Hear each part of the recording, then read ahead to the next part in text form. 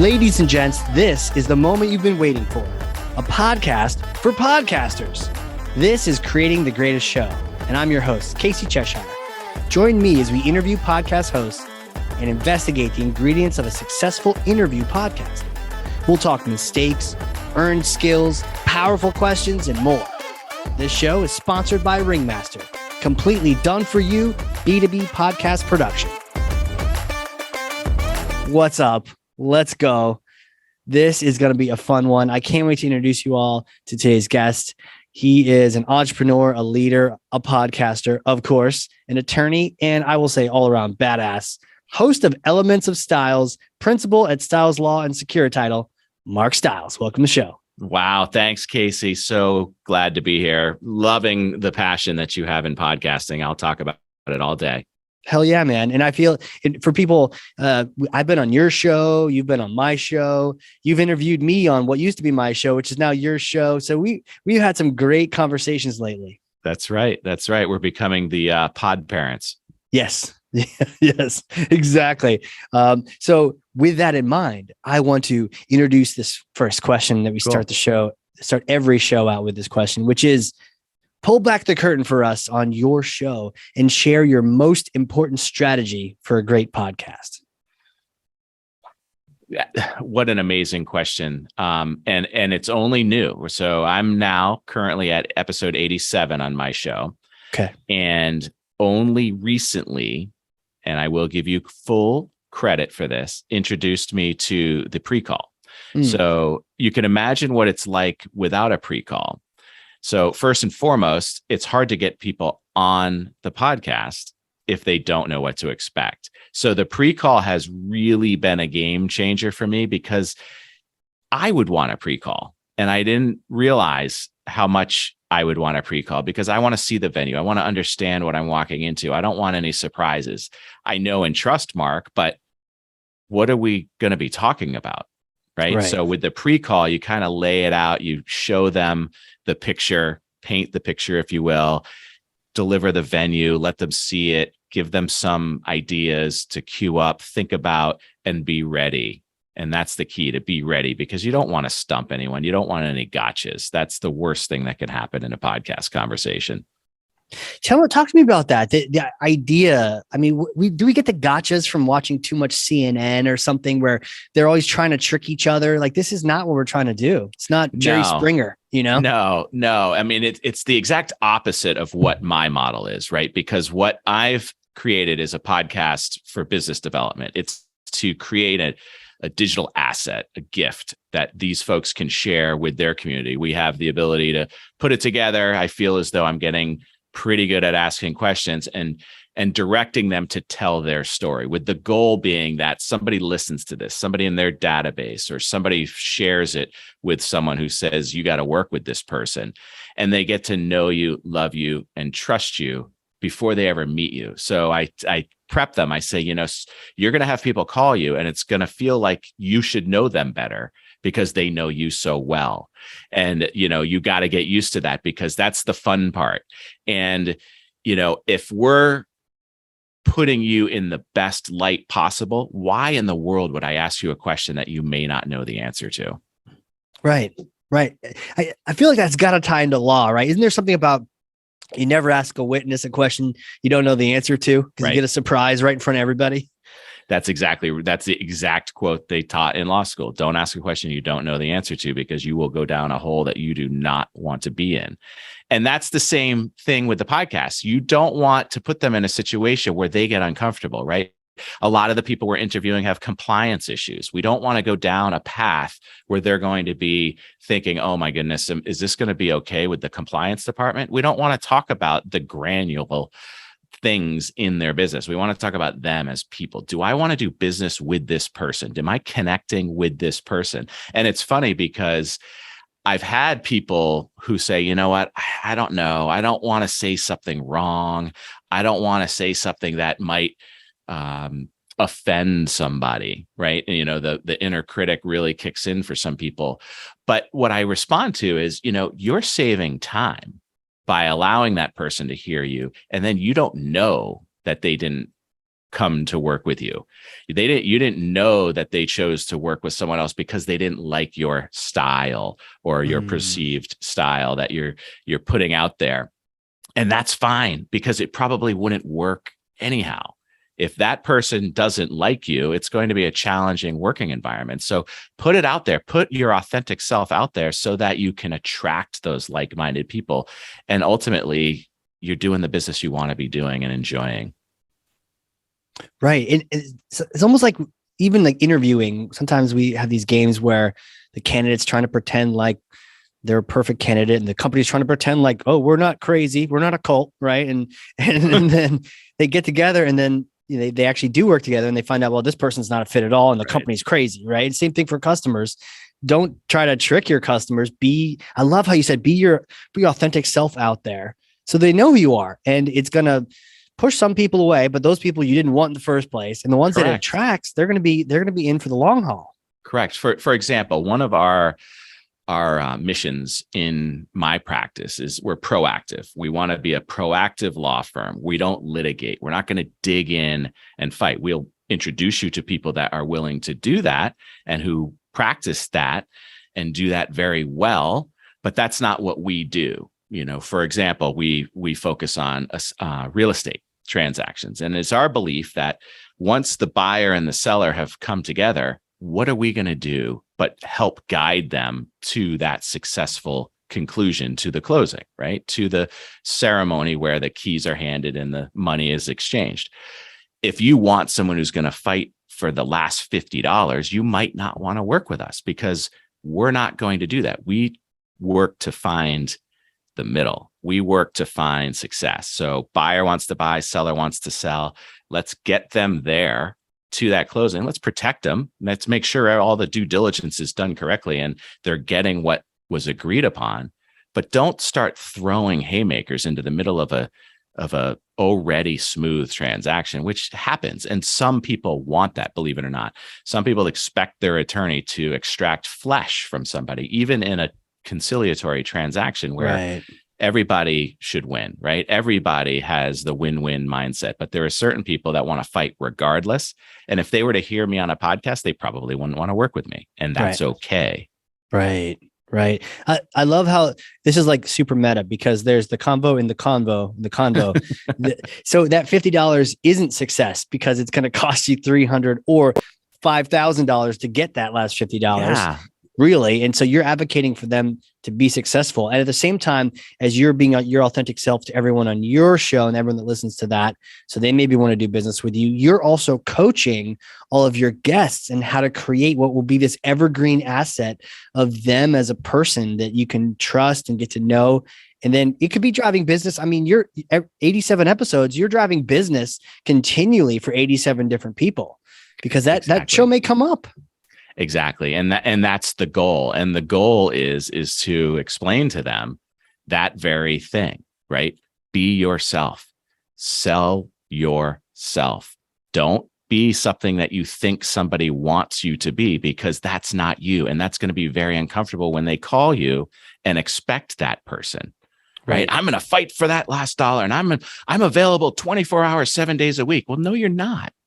No, you're not. And explain your family and what the work-life balance is, because those people who you want to work with are going to respect your time, and they're going to want to work with you because they have shared experiences. They too have a life, and they're not going to encroach onto your personal time because they wouldn't want you to do it to theirs.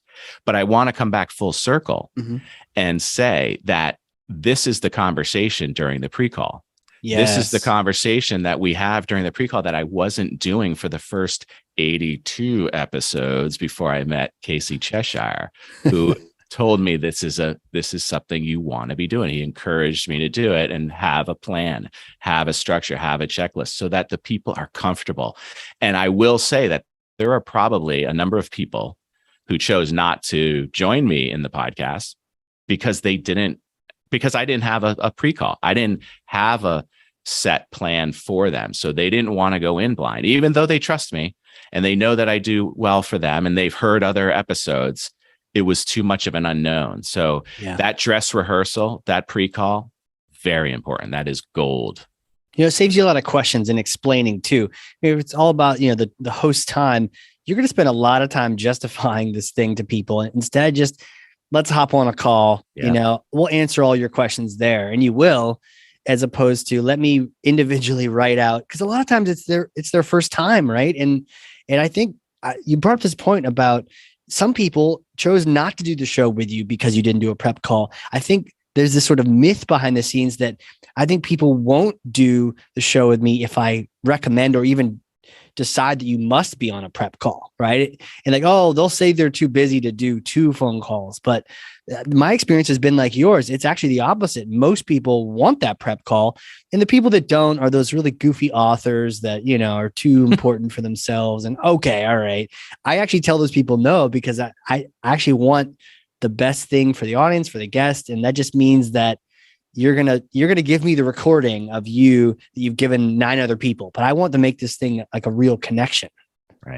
Right. And it makes perfect sense, because for me as the host, it's not that uncomfortable feeling where I have to pull answers from them, because my model is not so much conversational. I always say, it's 90% the guest and 10% me simply guiding. I have an acronym that sits in front of me when I'm doing my podcast. WAIT. Why am I talking? Right. So we do the Zoom as well. And I give them visual cues. We don't put it out as a video though, because I believe right now, and I may change, right? Everything is open to change. But right now I feel like I can get more guests who are willing to do it without video. But the visual cues are absolutely necessary. And I continue to guide them and pull more out of them. And I say, listen, I'm looking at this acronym. So if it gets really weird and you feel like you're talking too long, you're not. Because if I want to say something, you're going to see me lean in. You're going to see me put up my finger, because I do need to interrupt. I have to get in here now. But we're telling stories. We're having you talk. I don't want to interrogate you. If it's a yes or no answer, it's a terrible podcast. It's not something I would listen to. And that's where I think the pre-call is so very important, because you have these conversations and then you give the person, 48 hours, 72 hours to kind of resonate on, hey, if there's a story that can tie into that, be ready to help me cue it up for you. And then it's an audible experience for the people, and they really appreciate it. And then you become more proud of it, you being the guest, and you're going to share it more, right? Because you want them to share it, because that is the goal, is to create this for them. Again, I always say I'm not creating a community. A lot of people will say, well, what does your community want to hear about? I want you to understand, I'm not here to create a community. I'm here to create something for you.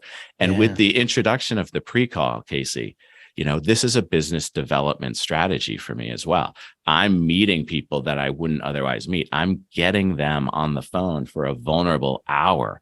We're talking about things that they don't talk to most people at when you're getting a coffee or a lunch. You're digging in, and the pre-call gives you another touch. Another half hour, right? Another bit of time. Yeah, I love that. And that's the goal, right? So you want them to trust you to do business with you. And now you've created that trust, and you now have given me an extra conversation, which, I mean, it's 10xing, because it makes the podcast conversation that much more comfortable, especially for me, because I could see when they're uncomfortable and I could see when they're nervous. And after the pre-call, you could see it just drop from people. Wow.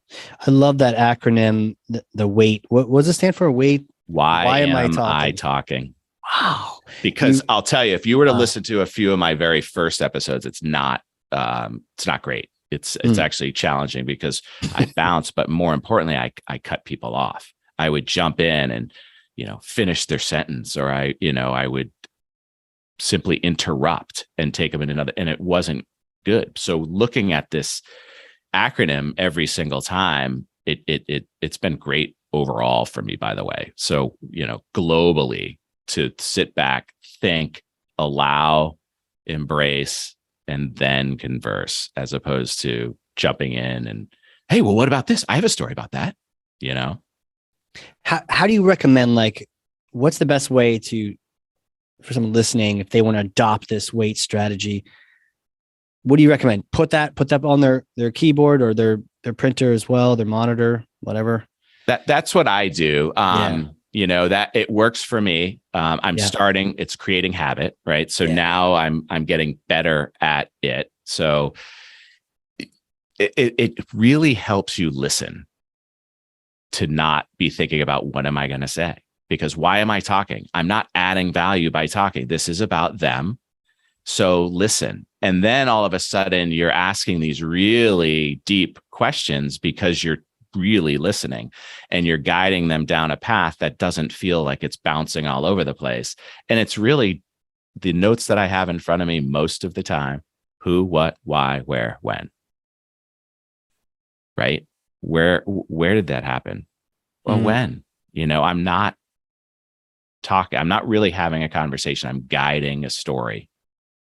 Yeah, it's interesting. I'd love to let's kind of go down this path, because I think the other day we were talking about how you can have these open-ended questions, and those open-ended questions can lead your guest into saying a lot. And then that makes it easier for you so that you don't have to keep jumping in. Whereas that sometimes you can end up with yes or no questions where now you got to keep talking, and not even good in a good way. It's like you have to keep leading them. Talk to me about the questions and how you form really good questions. So, I wish I had a great answer for this. I don't do a tremendous amount of research on the people.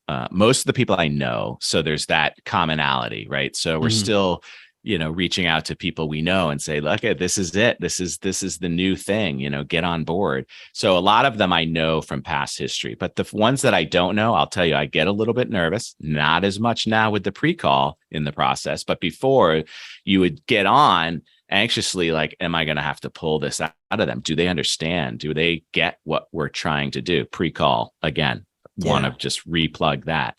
But when it comes to the questions, the format is relatively open. There's two questions that I ask at the end every single time. I open with a very similar intro. I try not to make one person seem more favorable than another, so it's very standard. Folks, welcome back to Elements of Styles. Today, I am grateful to have Casey Cheshire of Ringmaster Marketing. Casey is a podcast Sherpa. Hey, Casey, welcome to the show. Always the same fill in the blank. And that's sitting next to me also, right? The fill in the blanks, and, pre-call gets the information to fill in those blanks. And then we get into, hey, Casey, what's going on? And typically I don't have the same question each time, but I typically have the first question ready, right? Depending on who they are, what I know about them, the research that I have done, the pre-call that we have done, I will typically have that first question. They'll typically be ready for that first question. And that question is never the same because it is very unique to them, right? And then we go. Well, talk to me about that though. How do you create that unique question for them? And what kind of a question do you create? It depends on what business they're in, right? Some people are in a family business, and I'll ask point blank, is there a lot of pressure because you're carrying on the family name? Something that, kind of grabs the audience, if you will, to say, oh, wow, that was kind of hard hitting. And then we get into them as people and what they do. And a lot of times what we're talking about is we're creating a B2B asset for them. So a lot of these professionals rely on referral partners. So a lot of what we're feeding in is, how do you do it? What differentiates you, right? What is your value proposition? Like, how are you different than the next person? And they'll go into their process so that referral partner will say, oh, I get it. I get it now. Now I can refer them confidently because I know exactly how they operate. I know how the sausage is made. I've seen behind the curtain. I've heard exactly what needs to be done, and it's done. And now I can, with confidence, refer them my client. And then at the same token, we're talking to that direct consumer too. So we're humanizing them, talking about how they got into the business. Would they recommend this profession for somebody else? Right. And that elicits a lot of conversations too, because, it will hopefully show the passion that they have for what they do. oh yeah, I would highly recommend this. It might need to, you have to have the right mindset for it though, because there's sales associated with it and it's not easy and this and that. And we could go down that path. But then at the end, I always ask them about reviews. I think reviews are so very important. And I ask them, so Casey, somebody's working with you and they've had a wonderful experience. What does that review sound like? So you're kind of writing your business obituary, if you will. You're putting your values and missions into a statement for the listener. For me, it's the team at Stiles Law was amazing. They answered all my questions in a timely manner. They actually answered questions before I even asked them. And they made the process, which could otherwise be really rocky and stressful, stress-free and smooth. I can't believe how easy this process was. So that's what my answer to that question would be. And it gets people going in different directions. And then I typically close with, what's your go-to karaoke song? And that's because, you're putting yourself out here, right? You're expanding your comfort zone. You're doing a podcast, right? I would say, Casey, it's still an early adopter stage. I think there's so much more to be had with this medium. And I say, you're doing it. You're out there. You're putting yourself out there, just like in karaoke. So let's get on the stage. What are you singing? And that always creates a little bit of a fun. And I think the community that we have started to build by accident, if you will, because what we're doing is we're connecting the guests too. So we're connecting the guests in a collaborative way because a lot of them can work with each other. So we send out the podcast to each of them so they can count on those questions, right? So the listener can count on, okay, he's leading up to it. Oh, he's starting to talk about that networking event again. Oh, we're going to hear what they would sing. I have no idea what this person would sing. And boom, and it creates a little conversation. Then it's the call to action. So the meat, I would love to have a little bit more format around, right? The who, what, why, where, but the pre-call is helping that. It's helping that because it's, I want to talk about this. Good. Let's talk about that then. And then I guide them to, what should I be talking about? Well, who are you speaking to, right? Are you speaking direct to the consumer? Or are you speaking to a referral partner? Because we can go multiple ways, but I encourage you to follow the evergreen path so that we can use this for forever and ever. So, I don't want to necessarily talk about the market conditions today, right? Because they're not necessarily going to be like that a year from now. And then it's you have to qualify. Well, this was a year ago, and of course the market was wild then, but it's not now. Let's not talk about that.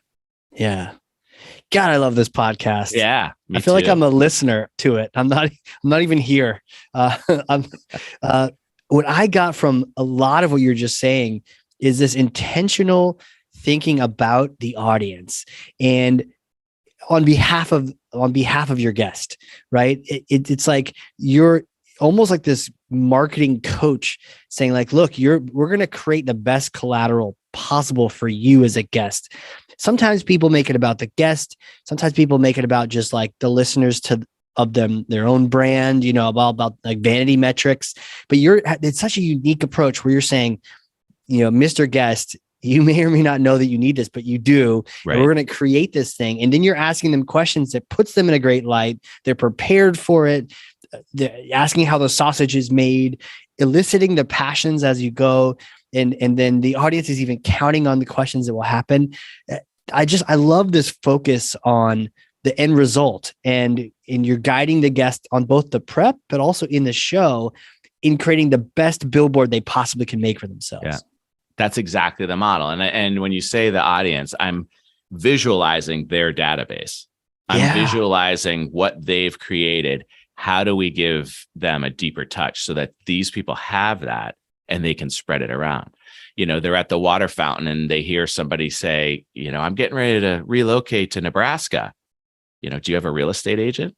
Well, why don't you listen to this podcast that my guy did? Right. As opposed to, here's my guy's number, or let me have my guy call you. Listen to this. And if this is someone you want to work with, her number is at the end of the podcast. Yeah. And you get to know them. And that's why I joke with the people because they do run into, and they've shared with me after the fact, that awkward feeling of, why does this person know me so well? And then they realize, oh, that's the story I told on the podcast.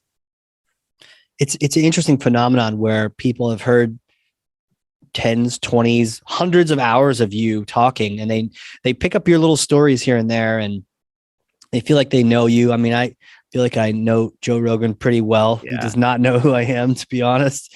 But it's an interesting thing, and he's even talked about this, and I've had people message me about my show, and you get people that are very familiar with you, but in a really cool way. Yeah, and it's always interesting to encourage your audience, or if you're guesting, encourage the audience of the show you're joining to just reach out to that host, because it's so special when people reach out to you. Agreed. Because sometimes you feel like you're talking to the trees, but again, Yeah. in my mind, right, I'm not creating Joe Rogan. I'm not creating an audience. It's not for you. It's not right. the Mark Stiles experience. Right. It's a mechanism for creating this thing for your guests. That's right.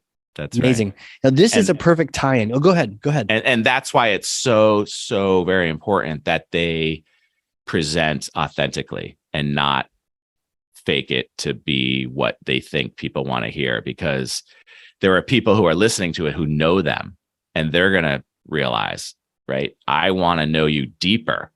So give me your truths. Have you had people do the fake thing? Have you had people? I think so. Do the name? What does their name rhyme with? No. Episode 53. No, I'm kidding. Oh, no. I don't even know who was 53. Oh gosh, somebody right now is looking that up. I hope so. I hope they listen to it, and I hope they enjoy it, because it's not. And then do business with that person. Exactly. And we talk about it a lot. We encourage people, if you're looking for a professional, they're probably on there, and they're going to do a good job for you. We're not, vouching for them necessarily. I think I have a small print legal notice at the end of my podcast that says the comments from these folks are not the comments of Stiles Law or Mark Stiles. Right. And we don't endorse any of the guests, but we do. I mean, we're propping them up. Of course we do. These are our people. That's why we're doing it for them. Is there a legal challenge if you do endorse your guests, or don't state that? I wouldn't say there's a legal challenge. There could be a, PR challenge, right? If somebody, if you say this is the most amazing real estate agent on the planet, all of the other real estate referral partners that we have are going to be like, well, what are you doing? And that was part of my inner critic, who was, the imposter kicking me in the head saying, be careful.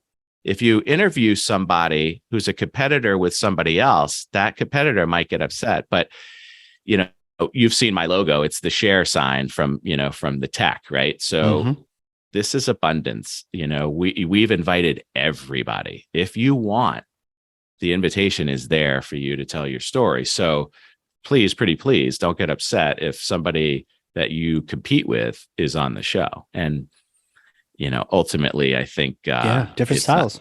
And the abundancy is clear with people that, if you don't want to be on the show, I get it. I understand, but you're welcome to. Yeah. I've invited competitors on my show, and it's been fun. It's been fun. Yeah. Sometimes they share it, sometimes they don't. And either way, I'm still learning from them. Maybe in the back of their minds, they're thinking I'm not quite an abominable snowman. Yeah. Maybe you can connect as real people on that, or maybe not. Maybe they're terrible. But no, I was more concerned with, if I bring on a real estate agent, is the other real estate agent going to be upset? And I quickly let that go, because again, openly inviting everybody. Yes. Right. But we're not truly endorsing those people too. Right. So at the same time, we're helping them, but we're not endorsing, because it could be a PR problem. Right. Yeah. It's true. Could be.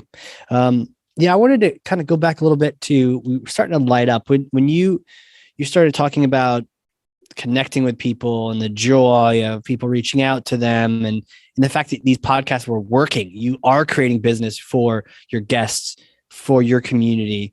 It really ties into like I want to get into the host a little bit, kind of like open up your brain and just dive in there. And really it's like, why do you do your podcast? You're helping these other people out, right?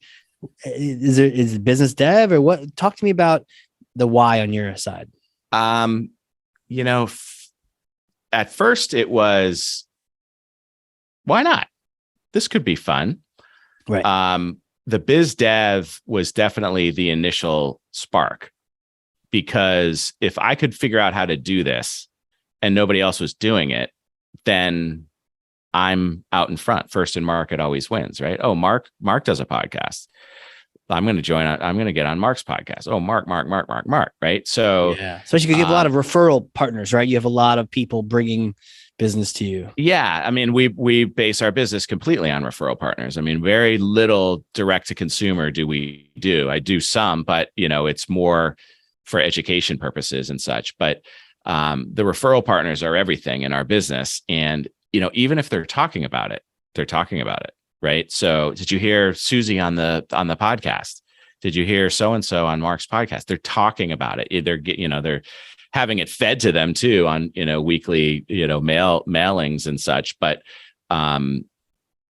it truly is the business development share. It's, Brian Buffini always said, give it out in slices and it comes back in loaves.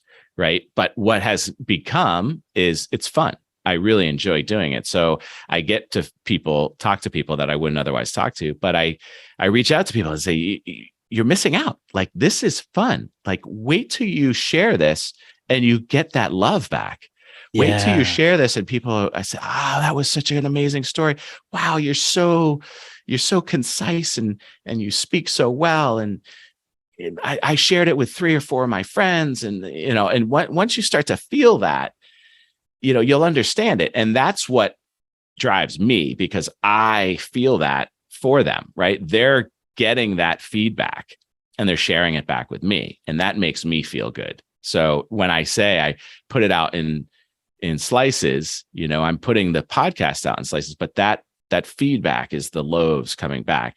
And yes, it's working for business. I haven't fully, perfected the funnel, if you will, the process, the follow-up and how it works, but we are genuinely helping people. And I think people appreciate that. Have you been able to track business for your clients as well as for yourself from the podcast? The referral partners who are doing it, only in that what they tell me. Yeah. Right. So, and if it happens, they usually pick up the phone or they text me right away that, this person just called me and had heard the podcast. Or they say, I shared it and got a tremendous amount of engagement and feedback. Thank you very much. I mean, that's why I do it. Because it feels good. The secondary reason is because I really get to know these people. So there becomes a bond that you wouldn't get over the coffee, you wouldn't get at lunch, you wouldn't get at the happy hour, that you get because, phones are off, focus is 100% on that person.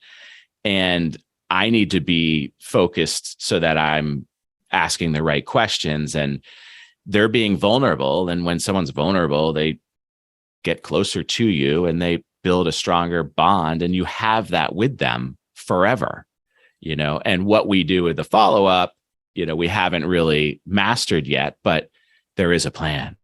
There is a master plan that we will be working on to create more traction with those guests and bring them together in networking organization meetings together, right? Like-minded. You all have something in common. And I've done that before too, where I've introduced 2 professionals to one another.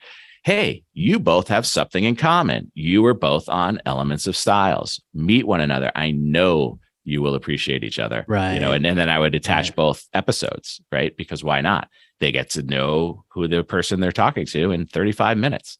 They get to figure out, if they want to work with them. But being able to make those connections is something that I didn't foresee, unintended consequence that is great. And now every week, those people are getting a specific email that's directed to only people who were on the podcast.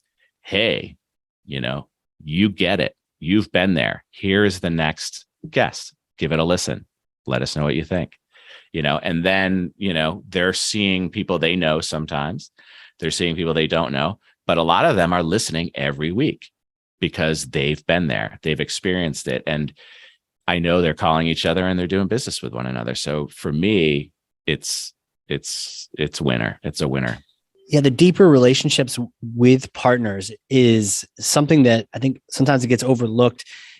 If they're referring you people, maybe it's one or two, but when you can really trust someone, that's when the floodgates open up and now you're doing business together, right? It's not like, a referral is a dangerous thing, because if I refer you and they suck, that's on me too. And so I only want to send to people I trust. And man, nothing like a podcast to build trust, right? Like, right, man. And we talk about that on some of the with some of the guests is, how do you make your referral? Like, how do you trust that person? And that's where the deal flow really comes, is when it's the default button. It's like, no, I'm not giving out 3 business cards. I'm introducing you to one person, and they're going to take good care of you. And then we encourage folks, to take the steering wheel and be the captain of their deal, to be the leader. And we always say that, giving 3 cards is a very weak move, because it shows that you don't have somebody. And if you are uncomfortable giving that one business card, making that one warm referral by email with everybody on it so that it's there, it's happening, and you're not sure, then you've got to keep looking and make sure you find that person that you can confidently say, it's time in the process for legal. Here's Mark and his team. Here's what they're going to do. Set up a call. Done. Microphone drops. As opposed to, I don't know, do whatever you want. Good luck. Because then the deal goes sideways on them, right? Because they're not controlling it anymore. They're not with people that they know and trust, where, yeah, humans make mistakes. Things will happen, but they could pick up the phone and they know they're going to get me, and they know that it's going to go right to the top of the pile. It's going to get high priority, and whatever happened is going to disappear, and it's going to go away with a phone call and the acknowledgement, as opposed to, somebody brings somebody else in. They don't know them. Things go wrong. You don't know if they're talking badly about them. You don't know, where it is. I mean, we're re-endorsing those people and propping them up as a team. It's a team thing. And that's where, we talk about that a lot on some of the podcasts, actually. What would you tell someone that it's like on their list, right? I've been meaning to podcast. I've heard a bunch. I listen to them all the time, or I don't listen to any at all, but this is on their list, right? It's on their list to do it for their company, to host one, and they just haven't pulled that trigger yet. What kind of things would you tell them?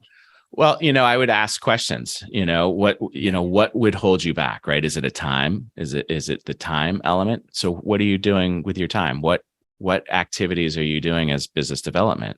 Are you blocking time? Are you, making purposeful phone calls? Are you setting meetings? Because this does all of that. And then it's why do you want to do it? What is your purpose? Do you want to be the next Joe Rogan? I can't really give you a whole bunch of advice if that's what you want to do, but I can help you if you're being tasked with this from your business, to do this to develop PR for your company, or to develop deeper relationships in a business development model. I could certainly guide you there, but it's a lot easier than you think it is. I can tell you that. Yeah, a lot easier than you think it is. It's 100%. I couldn't agree more. It's just a conversation. And I think the mechanisms and the trappings around us just help us have a better conversation and make a better connection in the end. Right. And there are professionals that can help you, obviously. Speaking to you, Casey, and your team, it's imperative that you align yourself with a team such as yours, because the do it yourself, glue it together is not that easy, and it will be overwhelming, and you'll never do it. So if you put yourself in the mindset of, we're doing this, we're budgeting for it, we're going to do it, we're going to launch it, we're going to do it right, then you hire someone like Ringmaster. Love it. Going to just clip that all day, every day. No, and I do appreciate that. I love working with you. But it's true. Yeah. Well, I mean, this ties into the next thing, which would be, even you personally, what is your biggest challenge with podcasting? It's not the time blocking. I'm Tuesday podcaster. I block out 4 hours. I can do 3 or 4 on a Tuesday, and that's my day. It's getting people on the show. It's easier now, again, with your assistance and the pre-call. And it's obviously it's fantastic when you have a producer such as Liam on the team who is helping get those guests. But when you're first starting out, when you're first starting out, it's it's convincing people to trust you, convincing people to go on. What are you doing? Why are you doing that? But the more you do it, the easier it gets, right? Because you say, hey, here's your friend who was on the podcast 2 months ago. Take a listen. This is what we're doing. And then, of course, again, the pre-call makes it a lot easier. But in the beginning, it was definitely convincing people to join, right? It's early adopting, right? I don't know. It's so unknown. And what if I say the wrong thing? And, especially when it's their first time on a podcast. And most of them are. I mean, I would say of the 87 podcasts we have out, I would say probably 84, it was their first time. Because it's still early. It's still really early, which makes it that much more special. It honestly, it does. And sometimes I find it's even more special with the people where it's their first podcast, and you can really open a whole new world to them of like, people start saying, maybe I should launch my own. Maybe I should be guest on some other podcasts. Like, it opens up a whole new world. I can just have a conversation and that can help drive business for my company. Wow. The people who really get it are the people who listen to podcasts too, right? Because there's still a huge percentage of people who don't even listen to any podcast, and they don't even know how to access the podcast. Right. They're harder to get engaged with it. Folks that are already listening to podcasts, they get it, but they have the imposter syndrome. But it's like we're not filming a Hollywood movie here. We're not filming a commercial for NBC. We're having a conversation. So, get over that. And think about what this could do. You've got a landing page. Hear my story. Click here. You've got an email address at the footer. Hear my story. That is going to land on people who, you're sleeping. They're on the treadmill and they're listening to you while you're sleeping. And you wake up to an email saying, I want a coffee, or I want to, work with you. Yeah. And they'll listen to the whole thing. I think sometimes people think there's the attention span. Oh, we only have 5 minutes. Let's make it a 5-minute show. But man, if you're either providing value or just giving them a chance to be in the room with two people that enjoy each other's company, it's just fun to be in that zone, Yeah, you feel like a fly on the wall listening to subject matter experts. And that's, if you're really of the mindset of you want to learn, right? You want to always be learning, then you're going to be listening to a lot of podcasts anyhow. So are your people that want to do business with you, right? So, tell me why I should work with this person. Boom, here, listen to this. Next time you're walking the dog, you're on the treadmill, you're in traffic, it's only 35 minutes.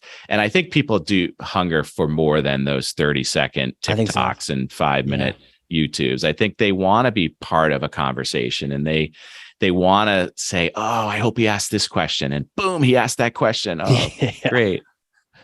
Yeah. And sometimes you actually wish they had more, right? I don't know if you've ever gotten to the end of a movie or a play or even a good book. And, I once didn't watch the end of a TV series that I really enjoyed because I didn't want to end the plot, like the story. I keep it alive. And so people actually want the conversation. So in my mind, like, as long as we're having a good conversation, like, let it ride, as long as there's nothing else booked in the calendar. But it's like, I almost find myself running out of time way more than I have myself going like, what am I going to do? And I think that ties back to your earlier thing around the prep call and all those other parts. And I personally would much rather listen to a conversation than read a book.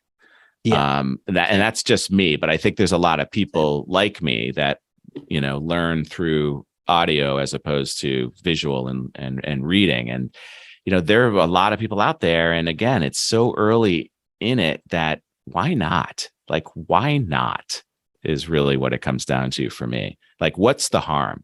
What's the downside of coming on a podcast and sharing your story, right? Not much, because I'm certainly not going to trip you up. There's no way I'm going to make you look bad. So why not? And that's kind of the mindset I had setting up the podcast too, is, if I believe this so thoroughly, then why don't I be the platform for people to do it? Yeah.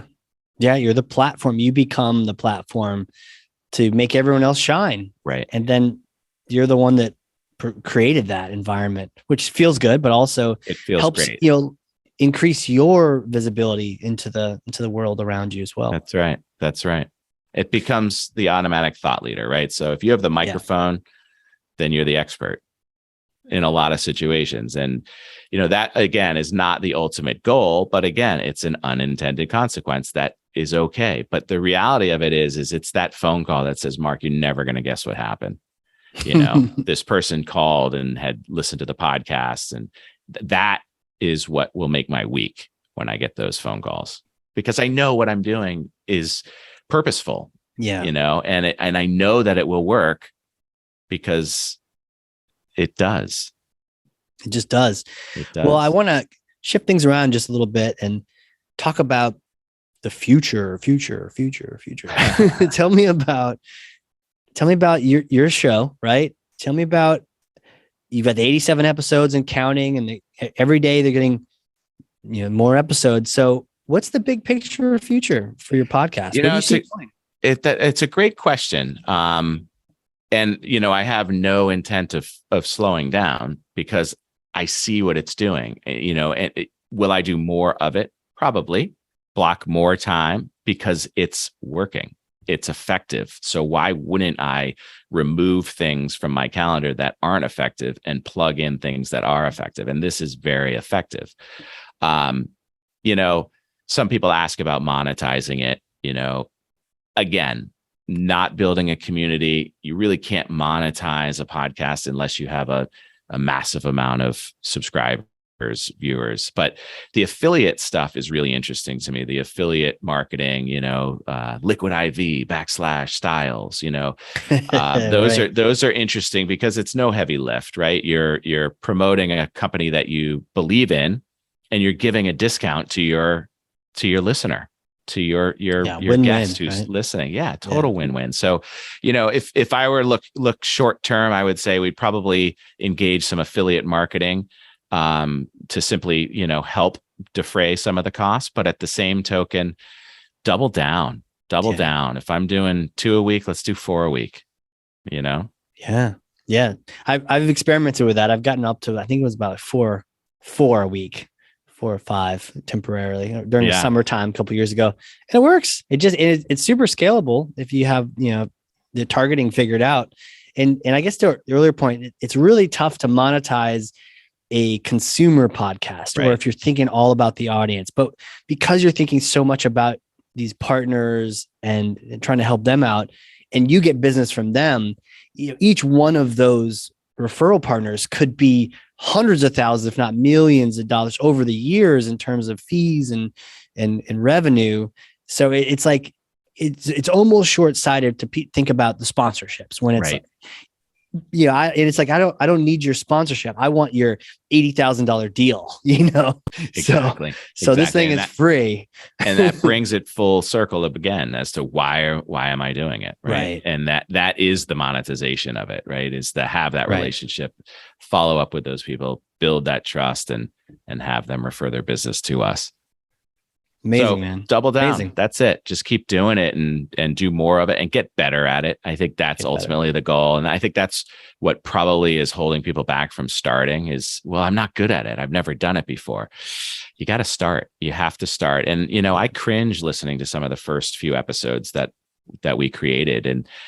But how are you going to get better if you don't try, if you don't give it a go? And that's probably what I would say is to, create more of a format, fine tune my craft, get better every time was probably what I would say to that question. Yeah, 100%. I think we should have better for them so that theirs can for be them, better, right? Yeah. We should have a listen party where we listen to our episode 1s and 2s of each other's podcasts and eat some popcorn, and you have to drink some beer on that one, because that would be awkward. Every time I say definitely on the podcast, we can all take a shot. mine was right. So you're this and this and this, right? And then all Yeah. they can say is yes. Well, and then no, you're it was stuck when they asking were another talking. question. It was worse. It was when they were talking. Oh. Right. And it's like, why are you talking? Boom. Yeah. In And the comes the screen keeps acronym. showing you saying right. Yeah, exactly. Man. Well, this is so good. I don't know if you look, time has flown by. I feel like I need to book half a day for these kind of conversations. But the time has flown. So throw out some links. The Stiles Show, where can we find these things? Yeah, where can the people connect with you? All that stuff. Cool. First and foremost, folks, if you are thinking about hosting a podcast, do it. Why not? Right? Launch, do it, and see what happens. Call Casey and his team at Ringmaster. They'll set you up. It will be hitting the easy button. So give that a go.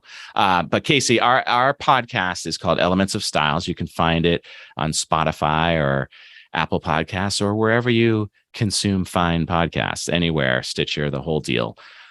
We do some consumer direct marketing on our YouTube channel. So Stiles Law. It's Stiles Law, the original, I think, on the YouTube channel. OG. And there's a bunch of 2 to 4 minute videos that consumers ask, right? So consumers ask these questions, so we answer them through YouTube. We have a website, stiles-law.com.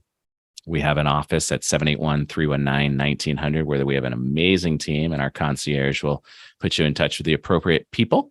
And then I have a Calendly link, which I always encourage people to punch in and do a 15-minute hello or what have you at calendly.com/mstiles. So give it a go and let's chat. Let's keep this conversation going on a 15-minute strategy sesh. Hell yeah. And specifically the law that you practice is around real estate. Do you do other like business, residential, personal? Yeah, we commercial? do. So my team focuses primarily in all facets of real estate, both residential and commercial, but also estate planning. So it's more of a proactive practice as opposed to a reactive practice. So we're not doing criminal law once you've gotten arrested or call someone else. Right. Well, we have great people that we would introduce. You can introduce us to, right? Gotcha. Litigation, same thing. Divorce, same thing. We have great people, but we don't do it. So we focus on proactive planning for real estate and estates, which is the wills, the trust that most people commonly refer to. But getting that plan in place so that when you pass on, there is no dispute. There is your hopes, dreams, and aspirations that are written out very clearly for everyone to see. Yeah. It helps prevent or reduce that conflict that can happen with siblings and we all see that ickiness. Yeah. We can all be avoided. Yeah. 100%. Well, dude, you are the man. I knew this would be a fun podcast and it did not disappoint. I've got pages and pages of notes. Thank you so much for being on here. Dude, you're the man. And I appreciate your passion for podcasting, because without folks like you propping it all up, it doesn't work. And folks, again, reach out to Casey and his team. They are amazing, and they will take away all of the stress and anxiety from what you're thinking, which isn't real. So give them a chat. You're the man, dude. I love your passion for podcasting. We share that for sure. And I wish you all the best with the ventures. Hell yeah, dude. Absolutely. Thank you for being on here. Thank you for all the props. Thank you for making this a solid Ringmaster commercial, which we will clip for days. Love it. And let's stay in touch. And I can't wait for this thing to go live. Same. Thank you, brother. All right, guys. This has been another exciting episode of this amazing show called Creating the Greatest Show. I can't wait to see you all next time. And next time doesn't have to be next week. Life's too short, and we have way too much to talk about. Find show notes full of takeaways, lessons, and links at creatingthegreatestshow.com. For more information on launching your own podcast or working with us to produce your existing show, come on down to the big tent at ringmaster.com. Until then, friends, whatever you do, do it with all your might. Work at it, if necessary, early and late, in season and out of season, not leaving a stone unturned and never deferring for a single hour that which can be done just as well now. P.T. Barnum.